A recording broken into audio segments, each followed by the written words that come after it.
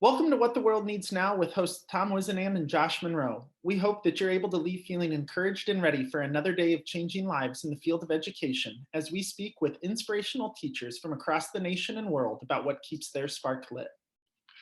In this episode, we talk with Dallas Fields, a master teacher at Harding Fine Arts Charter Academy in Oklahoma City, Oklahoma, about how she stays inspired and builds relationships with students no matter what content she teaches. Without any further ado, Dallas Fields. Dallas, thank you so much for being here with us tonight. For our listeners that don't have the honor of knowing who you are, could you tell us a little bit about your story? Who are you, where are you from, and what's your role in education? Okay. Well, my name is Dallas Fields. I am a 52, almost 53-year-old teacher from Oklahoma. I've spent most of my career teaching in Oklahoma City, but I did teach a year in California and a year in Chicago. And but most of my time has been right in Oklahoma City, and most of my time teaching has been at charter schools. I didn't really start out in life to be a teacher. I became a teacher when I was 31, 32 years old. And I honestly became a teacher accidentally. I had plans to go to grad school, get a PhD, and do that literature professor route. And then found myself newly divorced and needing to make money, and grad school was expensive. And so I was in California and drove past this beautiful building one day that looked like a museum. If Uh-oh. that was a museum, and he said, no, it's a school. And I said, I would consider teaching if I could work in an environment like that. And he said, well, call them. They're desperate for teachers here in California. Maybe they would even take you. I said, I gave them a call, and I was offered a job the next day because they had two English teachers who were pregnant and due any minute. And they said the first one to go into labor gets a person with an English degree to be their long-term sub. And so one of them went into labor on the first day of school. No. So that was my like I really got broken into education by basically being thrown in on day one, being handed a big binder and said, here you go, I've got to go, I'm having this baby today. And so it was no training whatsoever. um, and I realized right away that kids were pretty great, and it was a beautiful environment to work in. But after being there for a while, I missed home. I needed to be closer to family, and so I came back home to Oklahoma.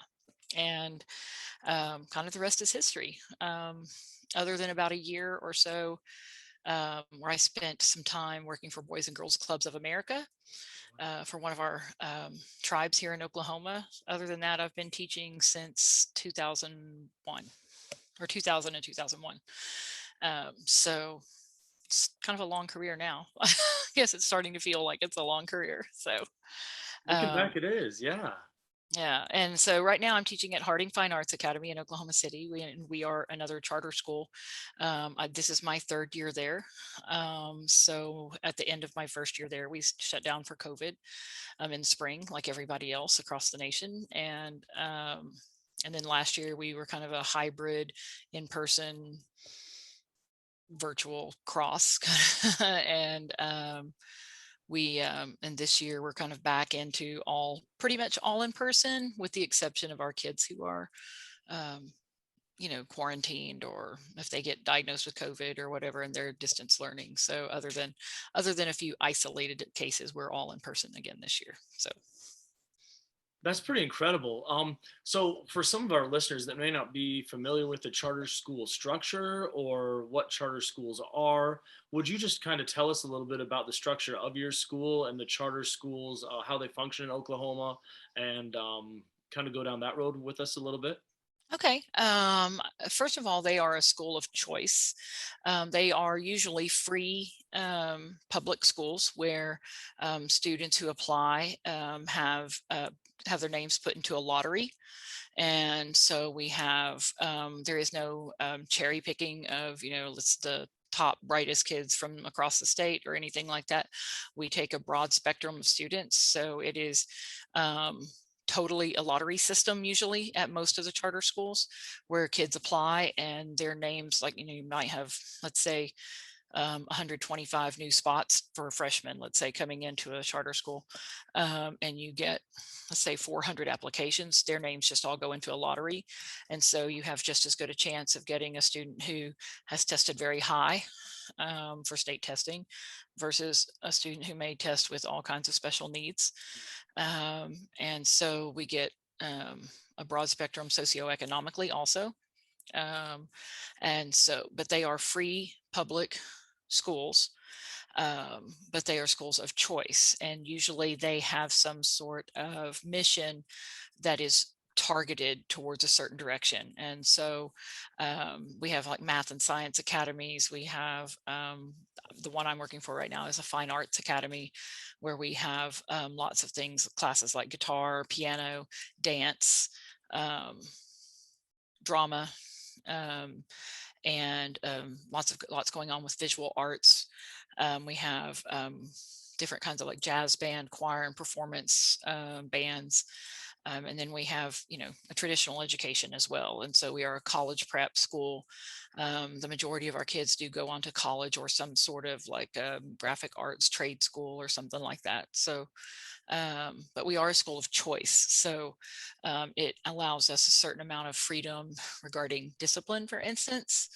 If students don't basically follow our rules, they are free to go elsewhere.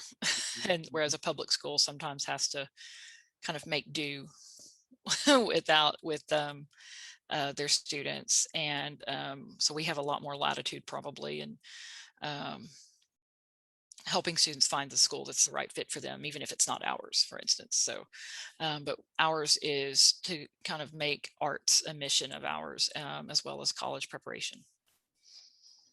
I like that. Hey, I want you to take us on a trip in the past. You said that you called the school and the next day you were hired in. Mhm. I gotta know that was like, because I struggle if I show up to school late. Like I'm supposed to be there at 8. I usually get there at 7. If I get there Mhm. by 7:30, I'm starting to freak out. I've got anxiety going on. I want to know what it's like without any training and just being thrown into the classroom. Well, part of that is I went to a really good university, not necessarily a very prestigious university, but I went to a small regional university here in Oklahoma that started its life as a teaching university. It was its goal originally back in the early 1900s was to prepare teachers. And so the majority of people who graduate from there, or a large percentage of them at least, go on into education in some form or fashion. And so a lot of our professors kind of, I guess, taught their classes keeping in mind that a lot of their students were going on into education in one way or another.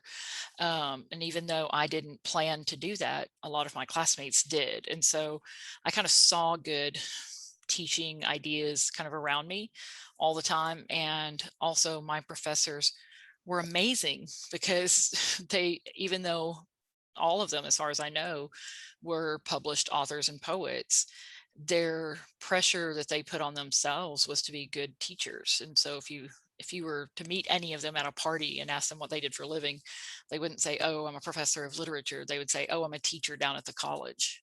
Wow. And so they took a lot of pride in being good teachers, and they were phenomenally passionate about literature, which is something that we had in common. And so I felt like I was prepared for as far as content went, for sure. And then I had seen lots of good teachers in my life, starting with my own dad was a really good teacher of us, but he didn't become a professional teacher until he was 44. Oh wow.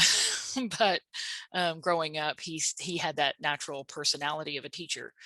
And then I had really good teachers at all the schools I went to. I mean, of course, not all of our teachers were absolutely wonderful at it, but we had lots and lots of good teachers at the schools that I attended when I was young. And so I guess I saw good teaching. I took a lot of advice from my dad, who by the time I became a teacher had been doing it for about 10 years then, or so. Um, and um, it helped. I think it really helped to see someone else who had started a little late Mm. I guess we're late bloomers in our family. But kind of having that natural personality of a teacher that my dad had, I think that, I kind of grew up with that. Um, because my dad was bilingual for one thing. And so I saw him teaching a lot of the men he worked with how to speak English. Um, and then a lot of that was passed on to me as a young girl, helping the men that my dad worked with gain citizenship and get ready for their citizenship test and learning the language fluently. And I think that just kind of those kind of things helped prepare me in some ways to teach. Just something that we just kind of always did in our family. And then, so I think when I kind of stepped into teaching professionally, I think it just seemed a natural fit. When I came back home to Oklahoma, and I called like one of my old principals one day and said, "Guess what I'm doing for a living?" And he said, "Teaching, probably." And I said, "How did you know that? I didn't know I was going to do this." And he said, "I can't imagine you doing anything else." He said, "That's what you've always done." He said, "You've always kind of taught others." And I thought, okay, I didn't know. I didn't realize that, I guess, because it was news to me when I became a teacher. I didn't really know that that's what I was meant to do. Well, it's clear that you are, and it's clear that you love it, and it's clear that you're passionate about it. How do you stay inspired day in, day out? You've been teaching now for quite a while. Mhm. Are there books that you read? Are there activities that you turn to? Like, how do you stay creative and inspired, Dallas? Well, every year I do at least an AP Summer Institute, and I've done those probably for the last 12 to 15 years or so. I've done a pre AP or AP Summer Institute through the College Board, and I think those are some of the best PD trainings that teachers can get because you're surrounded by a lot of other people who really like that subject area. People who want to push the boundaries and read the excellent stuff or do push the academic standards up, kind of through the roof, sort of. And I think that helps. I also try to find professional development that I think is important for me personally as a teacher. And so I've reached out and done things like the Oklahoma Writers Project, and some other things like that. I also try to do something every year that keeps me fresh. So a lot of times, in addition to the core classes I teach, I'll volunteer to teach something that's new to me anyway. And so this year I volunteered to teach Spanish one. I don't know, it may blow up in my face, but um, I've started different kinds of programs at our schools, at the various schools where I've worked, and I've taught classes or I've asked administrators, like, can I please teach a class in mythology, or can I teach a class in Shakespeare studies or something like that? And they've been pretty good most of my career in saying, if you can get enough kids in it, we'll find a way to make it happen. And so I've had administrators for the most part throughout my career who wanted to keep me there, and they'd work to kind of keep me happy, I guess. And they would allow me the freedom to do that. And I do that. And then I do my best to pick literature that I think kids will like. And if kids like it, that kind of reinforces my enjoyment. And so when kids like, for instance, Beowulf, it helps me want to teach it even better next year. And so there's that, through the kids' excitement in it, that kind of reinvigorates me to do better the next year. I also I try to tweak my curriculum every year. I don't ever let it get stale.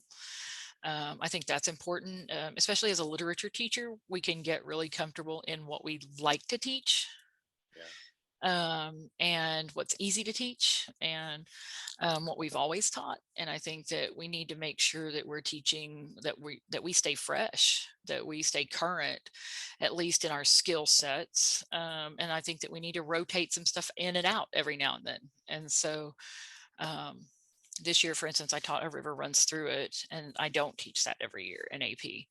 I try to gauge who's going to be in my class and say, is this novel going to work for this group of kids? So knowing your kids, knowing your student population, I think that's important too. Um, and then like I said, I try to pick something to add every year. So I usually have at least one class I've either never taught before or haven't taught in a long time. Um, in the past couple of years, I've tried creative writing and then Spanish. Um, when I was at a science charter school, I started a humanities program, and it was incredibly popular for it being a science academy. It was pretty popular, and so, but that kept me excited because those were things I was passionate about, and I think that that's important too. Is don't forget that there are things that you're allowed to geek out over in your own classes, and kids enjoy that. Kids like to see a teacher who's not afraid to make a fool of themselves in front of them, and not afraid to not afraid to be silly with them, and not afraid to let their passion show. We can't act too aloof. I think there's a certain amount of professionalism that requires us to have that sometimes. But if kids think that you're not excited about the literature or the subject, why in the world would they get excited about it?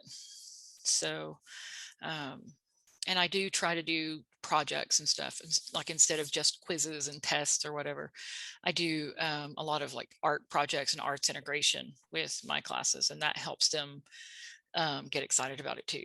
So, like this year, I had kids who made shields, like Anglo-Saxon shields.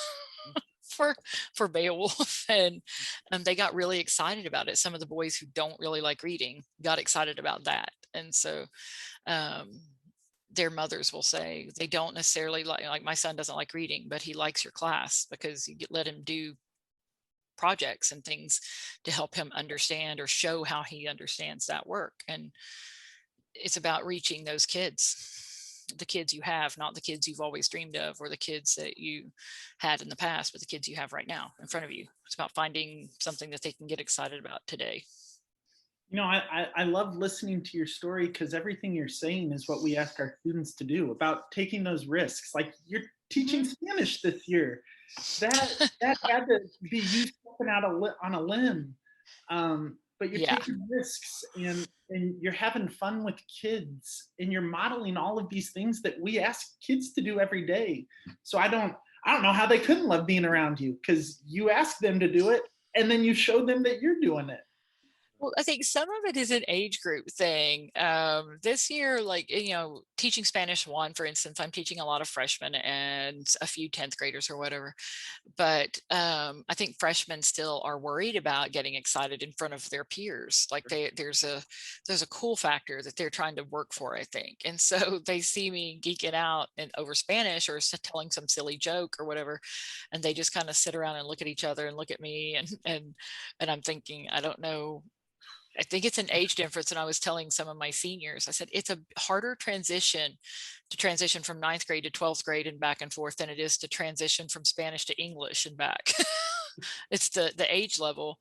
But 10th graders and on up, they kind of let go of that coolness or that need to be a little bit aloof with their teachers. And my kids kind of goof off with me. Like the older kids are not afraid of that. And they're not afraid always to, they're not in it. They're not totally with it all the time. There are days when they want to come in and put their heads down or whatever, because they're seniors and they all work jobs, which is really hard. But ultimately, you have to figure out ways to get them engaged despite them being exhausted and despite there being maybe it's not their favorite subject and stuff. And but after a while, they will respect the fact that you put forth the effort, and they will respond to that, I think. Yeah, I think from what you're saying, it sounds like, because I teach fifth grade, it sounds like Okay. fifth grade are just little freshmen. Like Mhm. they're getting to that point where they want to be cool and they care about their looks now, and they think that the girl across the classroom's cute, and so they don't want to look silly in front of them. Mhm. And it just makes it that much more important for us to create an environment where none of that matters. We're going to have fun together. We're going to be a family. We're going to Mhm. be silly. So I love everything you're saying. I'm curious, are there any other ways that you invest with your students? Because we've talked about modeling the behaviors that we want to see from them, the taking risks. What other ways do you inspire your students or invest in your students? Well, one thing is just like building relationships with them. Um, students need to know that you care. When I was in high school, we didn't necessarily need to know that our teachers cared. Um, but hindsight being 2020, when I was a ninth or 10th grader or whatever, and I really needed some good influences in my life, a couple of my teachers were the ones who kind of stepped up into that role and showed me that I was important to them. And that made a huge impact on me. And so I've got students who go through all sorts of traumas and all sorts of um, chaos sometimes in their home lives, and all for the last 20 years or so, I have found myself um, kind of in a never ending cycle of not being surprised when I hear that that kids are struggling or whatever. But when you see that sometimes it's just that they're exhausted because they work, two jobs, or they work a job and then they're going to school full time, or they have siblings to take care of on top of a full time work schedule or whatever. You just got to find ways to let them know that if they need something, you're there. And so whether it's, I keep a stash of granola bars in my classroom, I keep a case of water in my classroom.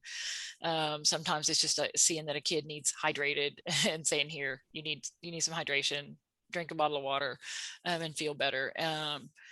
Creating comfortable spaces in my classroom, where sometimes when a kid is really struggling, I give them that 10 or 15 minutes to go sit kind of in the reading nook area and sit in a comfy chair. And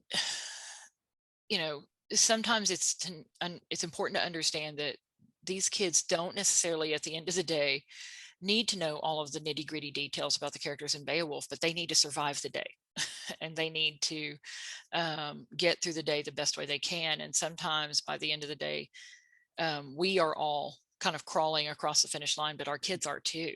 And we can't forget that they're struggling along with us. And so sometimes I give that kid that 10 or 15 minutes to go sit over there and kind of put his head down, or sit in a rocking chair and relax, and not have to listen to me for a while. And that's okay. It doesn't have to be always on my terms.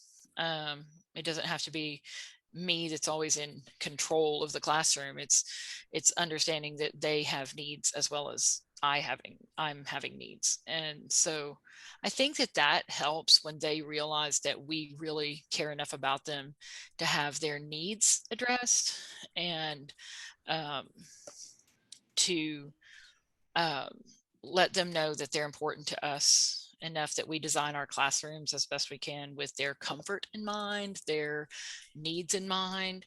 I've got kids who struggle with headaches, and so just something simple like turning half the lights off in the room makes a difference. And so a kid says, oh, okay, well, I said I had a headache, she turned the lights off, so now that kid feels like I care about his comfort level in the room, and they respond to that. It doesn't take much. It's really sometimes just a little bit of, a hand on a shoulder. It's like, oh, it's okay.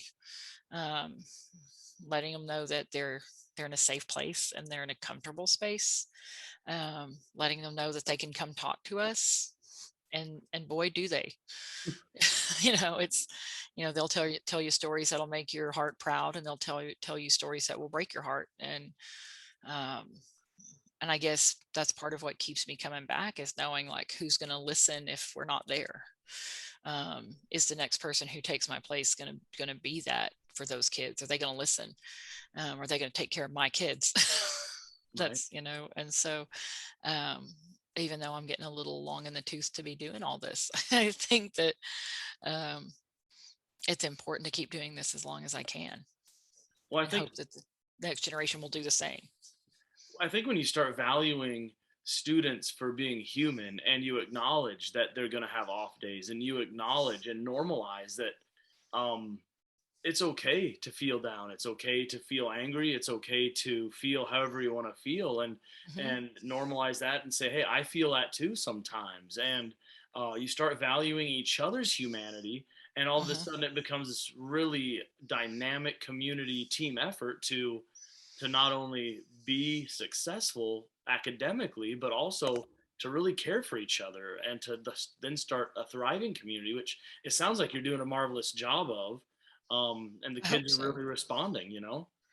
I mean, I hope so. I mean, I think that the kids who I do connect with, I think that they know that they're important to me. And then if they're important to me, they're important to our school, kind of. And so I think they know that if they are struggling, we don't just let the conversation stop with us. We'll go get some help and get some resources. And I think that they know that they are an important part of our school, and they see that because we try to take care of them in the best ways we can. We get them resources and access to help, um, and then sometimes it's just like I said, sometimes it's just telling the other teachers, like, listen, so and so gave me permission to tell him, his other teachers, that here's what's going on with him. And so if we can all get together and be somewhat understanding this week or next week, give the kid a few days to kind of get his feet under him, and then and just having those conversations between ourselves excuse me, ourselves and the other teachers is super important. It's one of the things I love most about where I teach, is that the staff is so ready to hear the story of a kid.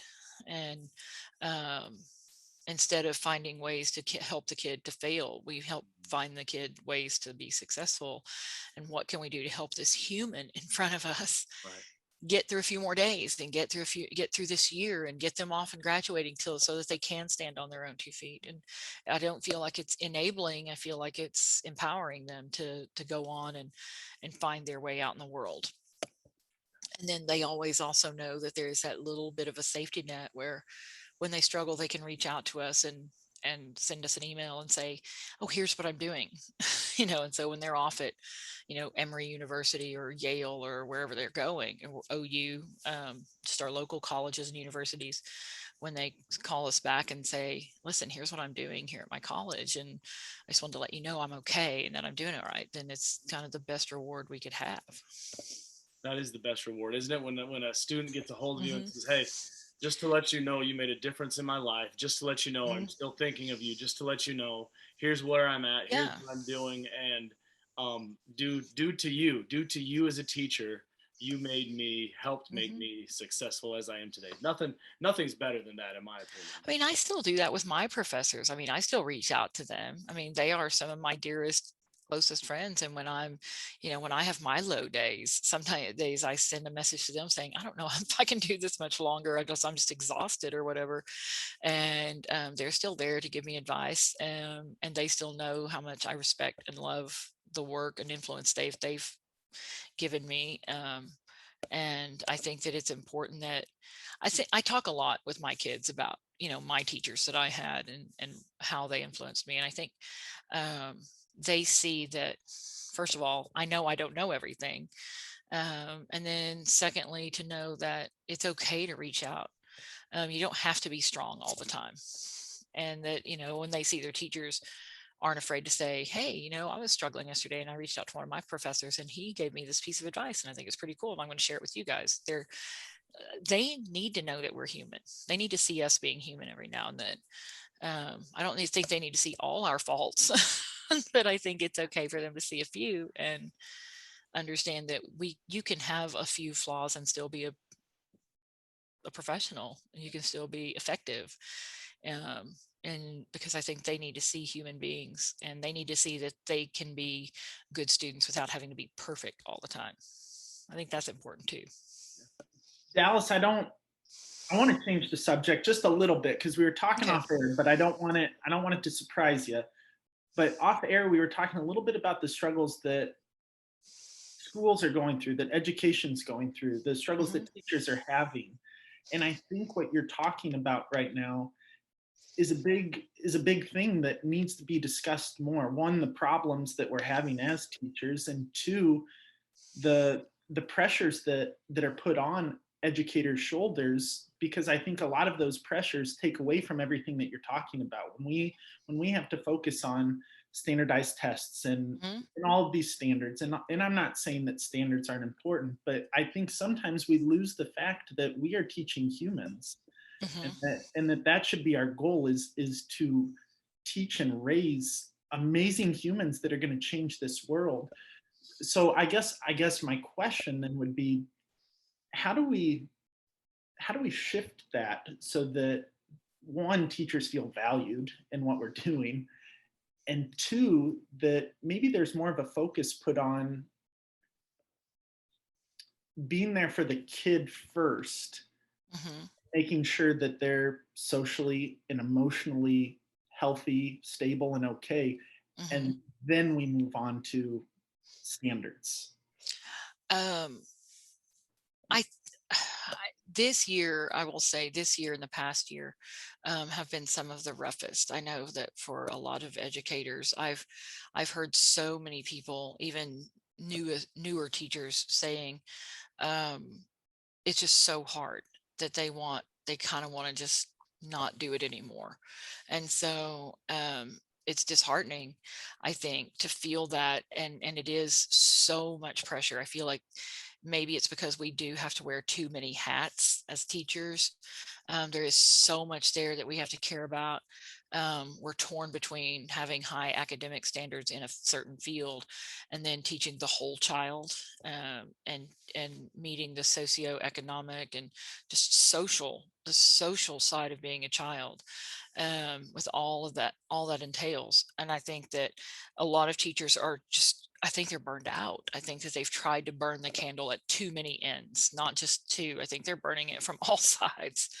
Um, and I think that as teachers, I hear so many people from around the world, um, teachers who are saying there's all this pressure to have these excellent academic standards that basically can only get represented in test scores. There's that frustration, of course. Like, is there any other way to gauge success? And they ask themselves that, is this all we are our kids' test scores? There's a lack of resources in a lot of states. Even the states that are trying to meet the cost of living demand by giving raises, a lot of those states are still struggling to get resources into the hands of their teachers.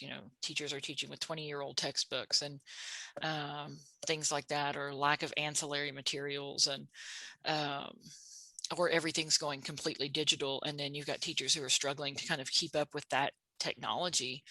um, and I still think there is something to be said for good old fashioned classical education with pen and paper and pencil, and books, like actual tangible books in their hands. And I think it's just, there's so much going on that I think so many people are getting kind of flustered and overwhelmed with how do we keep that fire in us for teaching? How do we keep a love for our kids when we've got voices, over our shoulders saying test scores, test scores, test scores, and um, at some point we're going to have to choose. I think I um, I think I chose a while ago, and even though I've worked for schools where there was a ton of pressure for state testing, I think at some point I basically decided that for my teaching, I needed to do what I thought was best for those kids.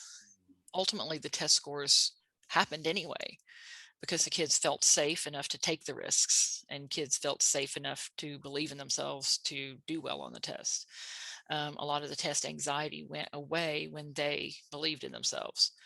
So we need to find ways to do that, I think. And then the test scores will come. I'm a huge believer in that. The skills are, as long as basic skills are there, teaching them how to think critically, they can problem solve, and which means they can answer questions on a test. But if you focus on just the test scores, a lot of these kids' social and emotional well-being gets left behind. And then you have a bunch of anxiety ridden kids who might be able to perform on that test that day, but ultimately are going to struggle in everything else academic, or are going to struggle on other tests down the road. So I guess I just decided a long time ago that the kids were going to matter more to me than the test scores. Um, Ultimately, when I made that decision, the test scores still stayed high. So it made me feel like maybe that was the right thing to do. Um, when I shifted my focus from just high test scores to like kids and relationships, the test scores didn't fall. I Um, love that. I and love I think I hope that they do the same. Um, but also to teach kids, like, I teach an AP class. And so I've talked to the kids before about the fact that um, taking that test and doing well on that test isn't a reflection of them as a person. It's just a reflection of, have we done enough to prepare that kid for the rigors of that college class? And even if we haven't completely prepared them for the rigors of that level of a college class or to advance in other classes, we probably have prepared them to participate in honors programs so they can graduate with honors. Like, there's still honor and there's still validation for them, even when they aren't successful on the test. I think that that's important for them to see that there are other things they gain by doing well on academics. I love that. I think you go back to the humanity of kids and what are we there? Our Linda Davis. I'll go back to this point again, Josh. I know we talk about this, but our Linda Davis, an amazing educator, said to Josh and myself that we're preparing kids to inherit society, and Hmm. and it's not like we're teaching them to take tests, but that's not what they're going to be doing, right? We want them to be members of society that are going to you know Hmm. be amazing and do amazing things and not just take tests all day. I think So they need to be thinkers. They need to be yeah. thinkers, and they need to be problem solvers, and they need to be, above all of that, they need to be good human beings. Hmm. And so I've told, I don't know, hundreds of kids, it matters to me a lot more if you guys grow up to be good people than it does to be good test takers. And so, so there are certain things I do not allow in my classroom. I don't allow bad, disrespect to anybody. I'm much stricter on their behavior than I am on their academics. Hmm. And the funny thing is that when you're strict on their behavior, the academics come along with that.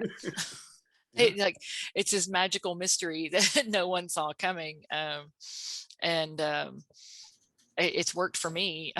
I hate to say that because it sounds simplistic, but the test scores will come. It's like that field of dreams. If you build it, they will come. If you treat them like decent human beings and expect them to be decent human beings, the test scores will come, because they suddenly have enough faith in themselves to take academic risks, to try new things, to take a test without feeling anxiety. When my kids who could go test in a resource room say, no, no, no, no, I'm okay, I can test in here, it's fine. I'm thinking they feel comfortable in here. That's important to me, that they feel comfortable enough to do that. Um, and they always know. I talk to them and say, okay, well, if let's see how you do on this, and then if you need to retake the test or retest later in the resource room, that's fine. And um, generally they don't need to. I give them the resources they need and the comfort level they need, and I think that that works. And it hasn't failed me yet. I keep thinking that one of these days it's going to blow up in my face, but 20 years later, here I am. So it hasn't blown up yet. So it's kind of worked for me. Well, I love what you're saying about the behavior part too, because that was a big epiphany in my career. Um, I got to be honest, when I was coming out of college, my classroom management was not good. uh, Mine wasn't either. well, that's why I asked that question at the beginning, like, what was it like being thrown into that class? Because Oh. I just think back to my first couple of years, I was not good with classroom management, and I would try to turn to all sorts of classroom management fixes that there are. Hmm. And I, I talked to a guy that he teaches fourth grade in the same district that Tom and I do. I said, "Hey man, what are you doing?" And this was probably 4 years into my career. What are you doing? Are you still using Class Dojo? Is what I asked him, because Hmm. he's the one that introduced that to me. He said, "You know what? I don't use anything but relationships." And I talked to him more about that, and it has changed my career since that moment. And Hmm. I've stopped trying to find what's the new classroom fix. How am I going to get my kids to behave? And I started focusing in on those behaviors. My classroom is such a more peaceful, loving, empathetic place now Hmm. because I got rid of something.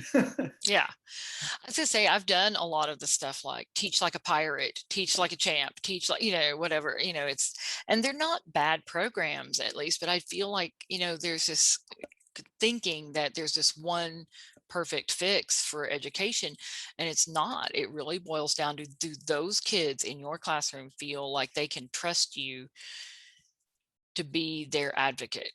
And if they're willing to open up to you and trust you, then they will learn for you. And um, kids will try and they don't want to disappoint someone who really believes in them. And I've talked to them about that before. It's like when I was a kid, I didn't necessarily mind making a parent mad. But if I saw for 1 second that my dad was disappointed in me, it was soul crushing. Like I never wanted to disappoint my dad because I wanted him to respect what I was as a person. And I think that a lot of kids feel that way too, is I don't want to let that teacher down. Um, and that can be a positive pressure in their lives, is I want to do well because I want to believe in they've put a lot of faith in me. I don't want to let them down. And you don't ever want it to be too big a pressure, but I think that they do need to know that some people who have no other investment in them, we're not their parents, we're not their grandparents, we're not aunts and uncles who are raising them. We are strangers who know them on their own merits. We don't love them because we're blood related to them. We love them because of what they've shown us that they are as people. And when you do that, kids will try to do well for you. And then they suddenly are surprised when they do really good work. They'll say, "Oh, I've never done anything that good before. That's the best thing I've ever turned in." And you're like, "Well, good. I'm glad. And you should be proud." And they're like, "Oh, I am." And so when you see a kid do that, it helps you understand that what you're doing is a good thing.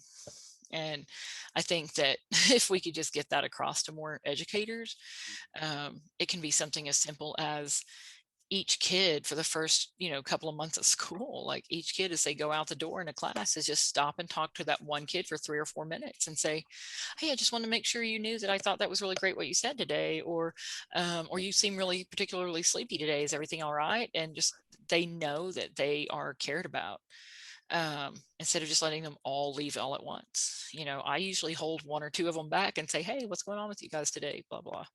you know they need to feel important, and that means giving a minute or two of ourselves each day to them. That's not such a big ask. I think it's not like we're staying hours after school to have soul searching long talks with them. It's a couple minutes. Yeah. And those couple minutes pay dividends, like you said, in Hmm. spades. You know, Oh, the absolutely. kids buy in, the kids respect, the kids Hmm. achieve. That's all. That's all gravy, because that's what we want. It So is. Yeah, it is. It's the icing on the cake. yeah. And we get to talk about subjects we like because we're good students. Teachers are good students themselves. Usually they like to learn new things about that subject. Hmm. So it doesn't take much to get us fired up about the stuff we already love, but trying to get that to spread, that little fire to spread, they've got to know that you care about them. And then and if they do, then they will care about those things too. I mean, they might not necessarily care about all the characters' names, for instance, in a work like Beowulf, but they are going to care that they understood how to find a hero in them. They understood that there are challenges that they can step up and face one day. It's about the big picture. It's not about the tiny details. And um, it was amazing to me this year to see that there were kids who didn't give a hang about Anglo-Saxon culture necessarily, but they realized that they're all going to have to face challenges that Yeah. are going to be big and may seem insurmountable, and they may need their friends to have their back Hmm. when they go through them. And so it was really kind of neat this year seeing kids do that and do that with group projects and have each other's back and step up and defend each other and um, build things together. Um, and it made it a different story for me. It made it the importance of that story came across to me, is it's not the details, it's not the characterization, it's the idea that they need to find the hero in them. And that's what we need to kind of find for our kids, find ways to let them be heroic, let them step up, and then let them find the people in their lives who are going to have their back, because we don't do this life alone. We have others to help us, and they see that we're all a team at Dallas, our thank you school. so much for being here. And this has been amazing. I love making these connections. I love hearing how much the connections that you make in your classroom change the culture, change the outcomes for the students academically, socially. It's just been awesome. Well, thank you for giving me the opportunity. I mean, I can talk all day about my kids. Well, there is one question that we have left, and it's a Okay. doozy. It's a doozy. Okay. At the end of the interview, we always ask what the world needs now. You know the song. My wife is Mhm. a music teacher, and so I had to have some It's kind of love, sweet love. love, sweet love. That's what we needed. Yeah. That's right. Yeah. Um, Here we are in 2021, coming out of this pandemic that's been just unbelievable in education all over the world. What do we need now? What does the world need now? Well, I think it does. I think it's related to love, to be honest. I think we have moved away from being able to see each other for complex human beings. And I think we have embraced the idea that there's only one way to think and that everybody has to agree on what's right and what's wrong. Um, so I think the world right now needs the compassion of being able to understand that other people have life experiences that have formed their opinions, and that their life experiences being different from ours is what's going to form different opinions from ours, and that should be okay and we should respect that. um, I miss the days of being able to disagree respectfully with people.